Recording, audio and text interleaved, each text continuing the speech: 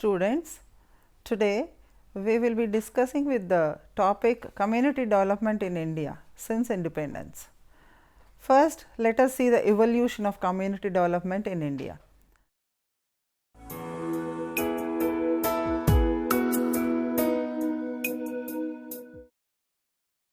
The concept of community development in India was initiated well before independence. Even during the struggle for independence under the leadership of Mahatma Gandhi, the father of the nation, considerable attention was given to rural upliftment and reconstruction.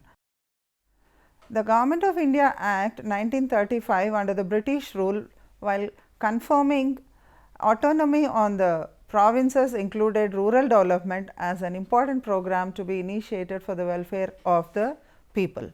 After the independence of India in 1947, community development assumed high priority. In 1948, a pilot community development project was launched through the Etawah Project. Later in 1952, the Government of India launched 55 community development projects, each covering about 300 villages or a population of 30,000. This program was multidimensional, but the major emphasis was placed on agricultural production, as the areas selected for launching the project were located in irrigated areas or where the rainfall was assured. In 1953, the National Extension Service Project was launched with similar objectives to cover larger areas, including the dry regions. This project of 3-year duration demarcated the blocks of 150 to 300 villages as manageable units for initiating community development programs. The objectives and activities of the project were modified from time to time and continued as a permanent multifunction extension agency in each block. These community developmental blocks were treated as normal administrative units for planning and development with regular budgetary allocations. By the end of the first 5-year plan, 1114 blocks covered 1,63,000 villages, and they were in operation, and by 60s the community development program covered the entire country. The plan defined the central objective of planning as creation of conditions in which living standards are reasonably high and the citizens have full and equal opportunity for growth and justice. While aiming at the economic development through agriculture and cottage industries, efforts were made to improve literacy, health, sanitation, housing, transport and communication. Initially, community development program was launched in 55 community development blocks, otherwise they are also called CDBs, with an operational area of 400 to 500 square miles, comprising of 300 villages and 2 lakh population in each block. The project area was divided into 3 development blocks with 100 each villages and 60 to 70,000 population, groups with 5 to 10 villages. The project was headed by the project officers and subject matter extension officers in the disciplines of agriculture, animal husbandry, cooperation, industries, rural engineering, social education, etc. and 60 multipurpose village level workers, that is VLWs, one for each village. National Extension Service was viewed as the permanent setup for extension in the country and was intended to cover the entire program with an organization for agriculture and also rural development within a period of 10 years. And there is also a process of conversion. In 1954, some National Extension Service blocks which produced good results and where participation of people was in abundance were selected and converted to community development blocks. Funds as well as staff were increased in these blocks.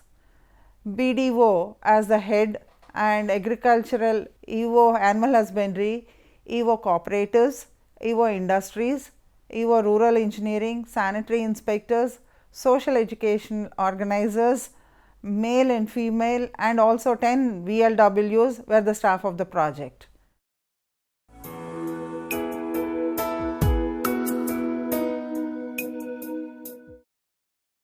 Now, let us see the structure and functions of the community development in India. At the state level, the entire ideology of community development is translated into action. As has already been pointed out, that every state makes its own process of operation, taking into account its own resources and circumstances. Generally, administration at the state is divided into 5 levels, such as state level, district level, subdivisional level, block level, and finally village level. In each of the levels, both government and non-governmental officials are involved, and different voluntary organizations and institutions are also tied up with the system at different levels. Now, let us see at the state level. Every state has a state government committee. Of course, such committee has different name in different states. This body consists of all the ministers concerned with the development of affairs. The chief minister functions as a president. A senior official of the rank of commissioner acts as the secretary of the committee. Generally, he is known as development commissioner. The development commissioners are known as the commissioner for rural development and agricultural production sometimes.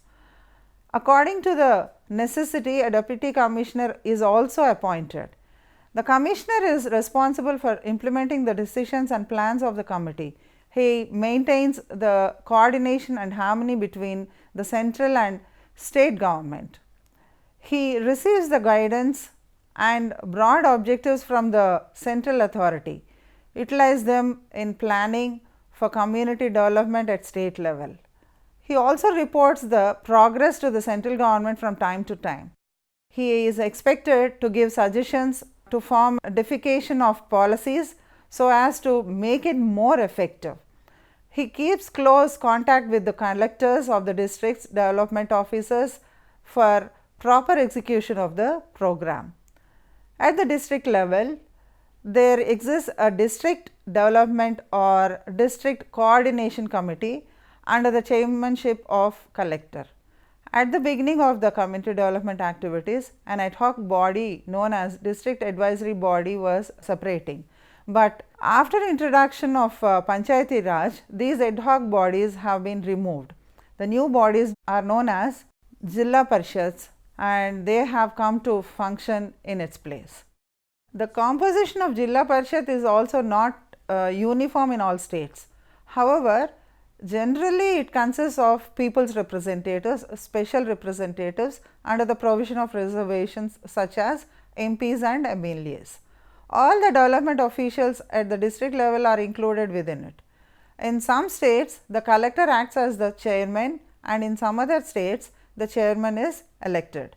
However, in reality, the execution of the program largely depends on the collector, who is assisted by many subdivisional officers and block development officers. In the subdivisional level, subdivisional officer is in charge of the overall development of the area. Under his guidance and chairmanship, a subdivisional committee is formed, taking all the BDOs and also the municipalities, the chairmen, executive officers, Gram Panchayat officers, managers of different financial institutions and other institutions who are linked up with developmental activities. In every month, the committee meets to review the progress and sort out the problems. The SDO makes extension tours to different blocks under his jurisdiction, inspects the work and gives necessary guidance. In the block level, the institutional level of community development program has brought to a new unit of planning and administration. The units are known as community development blocks. An officer that are in charge of the equivalence of this community development blocks serves as the BDO, and he is the responsible person for carrying the fruits of planning and development to the villages. He is assisted by a number of extension officers such as industries, promotion officer and AEO that is for in charge of animal husbandry and veterinary, and CEO, JEO, SEO, FEO, so on and so forth. At the village level, there is a committee known as Gram Panchayat, which consists of panchas elected from different villages, through which different plans and programs are channelized. The Sarpanch is the president of the committee. The government official working at this level is known as village level worker. He is multi-purpose worker in charge of nearly about 7 to 10 villages. He works in the close contact of Gram Panchayat within the area of his operation. He is the real worker and the real agent via whom the message of development is carried to the illiterate and ignorant villages.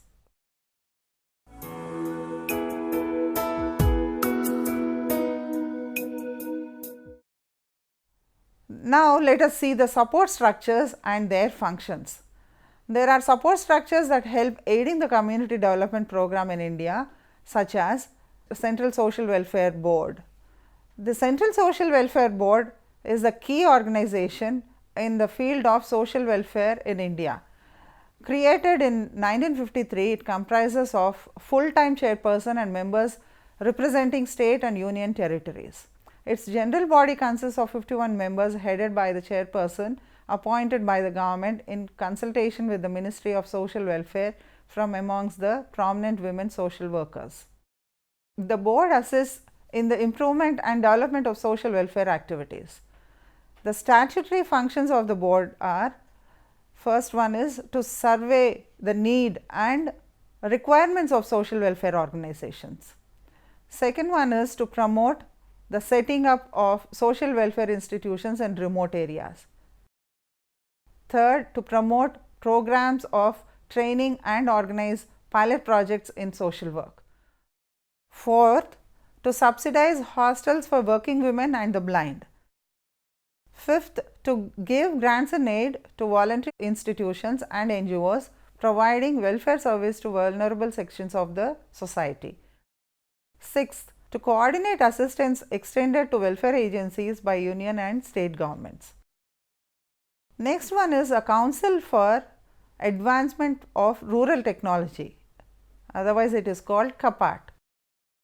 Recognizing the need for an organization that would coordinate and catalyze the development work of voluntary agencies in the country, particularly to ensure smooth flow of benefits to the underprivileged and socio-economically weaker sections of the society, Government of India in September 1986 set up the CAPAT, a registered society under the support of Department of Rural Development, by merging two autonomous bodies, namely People Action for Development of India, that is PADI, and Council for Advancement of Rural Technology, CAPAT. Now, let us see the main objectives of CAPAT. First one is to encourage, promote and assist voluntary action for the implementation of projects intending enhancement of rural prosperity.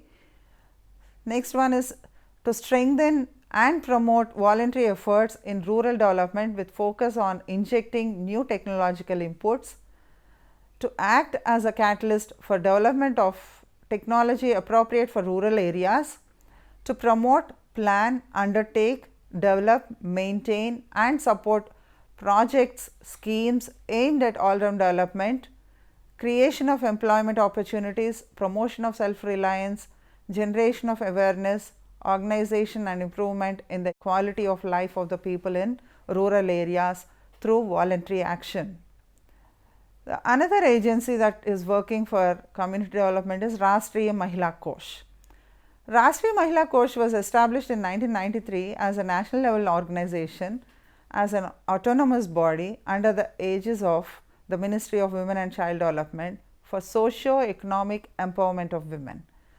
The operating model currently followed by Rashtriya Mahila Kosh is that of a facilitating agency wherein it provides loans to NGOs or MFIs termed as intermediary organizations, which on lend to self-help groups of women. In addition, RMK also has appointed nodal agencies and franchisees for furthering of its objectives of reaching out to the women beneficiaries with easy access of microcredit for income generating activities. Vision of this organization is to be a financial service and capacity enhancement institution for social and economic empowerment of poor and marginalized women. Another organization that is working for the sake of community development is Khadi and Village Industries Commission, KVIC. The Khadi and Village Industries Commission, KVIC, is a statutory body formed by the Government of India under the Act of Parliament, Khadi and Village Industries Commission Act of 1956. It is an apex organization under the Ministry of Micro, Small and Medium Enterprises. With regard to Khadi and village industries within India, which seeks to plan, promote, facilitate, organize and assist in the establishment and development of Khadi. The process of implementation of schemes and programs starts at the Ministry of Micro, Small and Medium Enterprises, which is the administrative head of the programs. The ministry receives funds from the central government of India and routes these to the Khadi and Village Industries Commission for the implementation of the programs and schemes related to Khadi and village industries. The Khadi and Village Industries Commission then uses these funds to implement its programs either directly through its 29 state offices by directly funding Khadi and village industry institutions and cooperatives, or indirectly through 33 Khadi and village industry boards. There are also Panchayaths, which are the executive bodies of Gram Sabha, constitute and also being elected by the Gram Sabhas, consisting of entire adult population of the village. The number of members ranging from 30 to 51. Seats are reserved for minority community and scheduled castes and also are allotted to each constituency in proportion to its population. The relationship between Gram Sabha and Gram Panchayat is the same as between the legislature and the government. Each Gram Panchayat is headed by a chairperson. He is also called as Sarpanch or Pradhan, and also a ward in charge who are ward panchas, and also in some states there is a position of a vice chairman also, and he is also Upapradhan or Upasarpanch.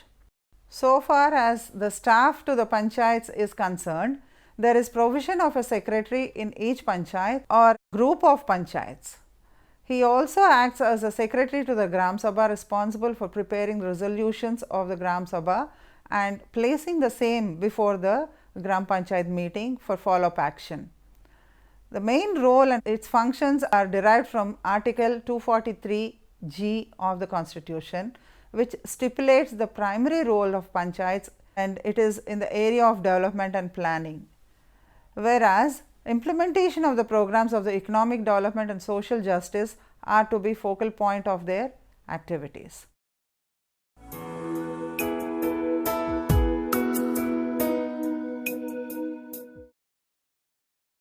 Now, let us see a little bit in detail about various types of approaches. The first one is multipurpose or integrated approach. Rural areas were left underdeveloped and largely subserviced. The new approach to local government has to be developmental and aims to overcome the poor planning of the past. Integrated development planning is an approach to planning that involves the entire municipality and its citizens in finding the best solutions to achieve good long-term development. An integrated development plan is a super plan for an area that gives an overall framework for development. It aims to coordinate the work of local and other spheres of government in a coherent plan to improve the quality of life for all the people living in the area. It should take into account the existing conditions and problems and resources available for development. The plan should look at economic and social development for the area as a whole. It must set a framework for how land should be used, what infrastructure and services are needed, and how the environment should be protected. Another approach is target oriented approach. Broadly speaking, depending on the project objectives and strategies, two approaches can be distinguished. The first type is the blueprint or target oriented approach, in which projects are defined in terms of mechanisms for the delivery of predefined packages of goods and services to specific target groups. Participation in this context is understood in terms of willingness of people to undertake the required activities. This may also be termed as people-centered approach. Hence, it was measured necessary to undertake such programs and projects which deliberately and in a determined manner aimed at reduction in poverty and lead to distributive justice. The main principle came to be economic growth with social justice. With this objective in view, a number of target group oriented programs were implemented. Some of them, such as Rural Manpower Program, initiated towards the end of 1960-61 as a crash scheme for rural employment, was started for providing employment to 1,000 people every year, followed by Food for Work program. It was initiated in April 1977 with the following objectives: improving the nutritional stage and strengthening of rural infrastructure, creation and use of surplus food granules for human resource development.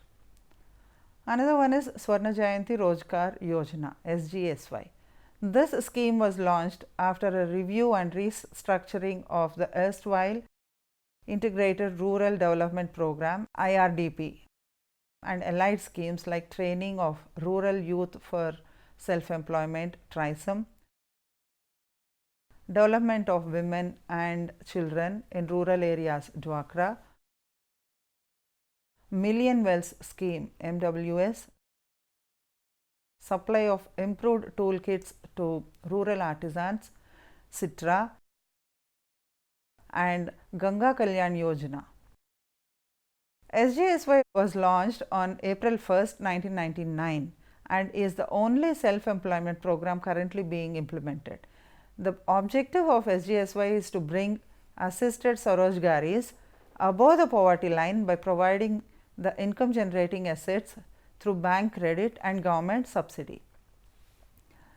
Another approach which we also can take into consideration is area oriented approach.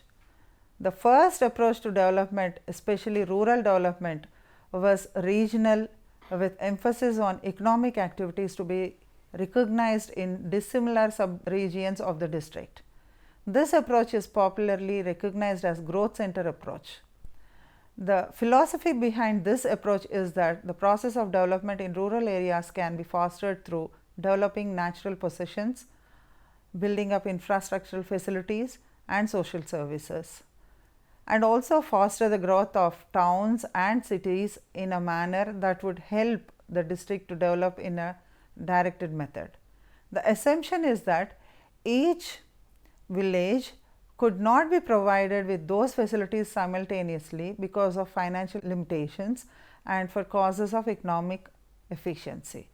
This approach is also recognized as induced economic growth approach, and the area development approach focuses on only 2 points: development of optimum infrastructural facilities, and second one is spatial and functional integration for the development of an area. The purpose of these approaches were alleviation of rural poverty. In the last 4 decades, several area-based development programs were prepared and implemented, such as rigorous agricultural district program, drought prone area program, command area program, and desert development program. Since agriculture plays a very significant role in the economy and in social life of the people, the area development strategy was measured essential. The drought prone area development program was, for instance, envisaged in the 7th 5-year plan to augment productivity from the dry land and also arid areas. The feature of such an area is maximum concentration of the poor and unemployed. Hence, their development called for the use of appropriate technology of development. The drought prone area development program incorporated 6 major sectoral areas including fisheries, irrigation, forestry, horticulture, so on and so forth. Likewise, desert development program was another area based program aiming at afforestation, maximum exploitation and conservation of water possessions, creation of water harvesting structures, rural electrification, development of agriculture, horticulture and animal husbandry. Another significant program under the MNP is nutrition program, which comprises of special nutrition program and midday meals program. In 1972 to 73, the Government of India introduced another special program for accelerated rural water supply, providing adequate and safe drinking water to the rural population, prevention of water pollution, educating the public in conservation of quantity and excellence of water, etc. There is also Antyodaya program, where the term Antyodaya means upliftment of the last man in the row. The program was meant for the poorest among the poor in the rural areas of the state. It was a centrally sponsored scheme started in 1977. Under this scheme, 1 crore of the poorest among the BPL families covered under the targeted public distribution system were identified. Poor families were identified by the respective state rural development facility through a below poverty line survey. Following the recognition of Antyodaya families, unique quota cards to be recognized and Antyodaya ration card must be given to the Antyodaya families by the chosen power. These ration cards must be having the required details regarding the Antyodaya family, level of ration, etc. Perhaps the most compelling criticism of community development theory and its relevance to contemporary and future social work practice is the lack of evidence of its effectiveness. In times of governmental accountability, limited funding resources, a continued emphasis on evidence based practice, some in the field would argue that services operating from a pure community development framework will not be likely to secure funding. While there may be truth in this concern, community development focused social service organizations do exist and will remain committed to the theory and the framework because of its value to the individuals and communities they serve.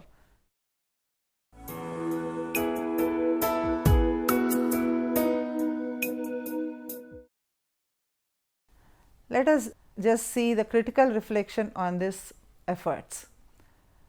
1. More responsibility on part of the officials is being criticized, and also no people's participation seen anywhere. There is also failure of the self-help groups in some areas. Training only in agriculture is being usually witnessed. More of the documentation work also is being concentrated upon. Social education aspect is being ignored and no concreteness in the cooperation, inadequate staff and training input also observed. There is also weak orientation and also lack of proper administration also is some of the problems in community development projects. A general apathy on the part of the sizable number of ruralites also stands in the way of this community development program. In the absence of the proper and active cooperation of the public, the government has failed to take the shape of a genuine public movement. On the whole, one can say that the community development programs have started a new fire in the countryside. One can only hope that this fire will be kept burning and that neither lack of people's enthusiasm nor lack of finance will prevent us from reaching that destination in the shortest possible time to make our nation a developed country. Any questions? Hello ma'am, I am Pavani. I have a doubt. Which is the successful approach in community development? Of course, it is Swarna Jayanti Rozgar Yojana, where it is being target oriented. So, we can just address the target of people who are not being reached to the programs or developmental activities by the government, they are being encouraged to grab the opportunities, and based upon their talents they can be encouraged and take some assistance for their developmental activities. So, always the target oriented approach will be useful in looking into the development of those people who are coming forward with their talents and also simultaneously different resources surrounding them. Any more questions? With this, I conclude the Community Development Program in India topic. Thank you.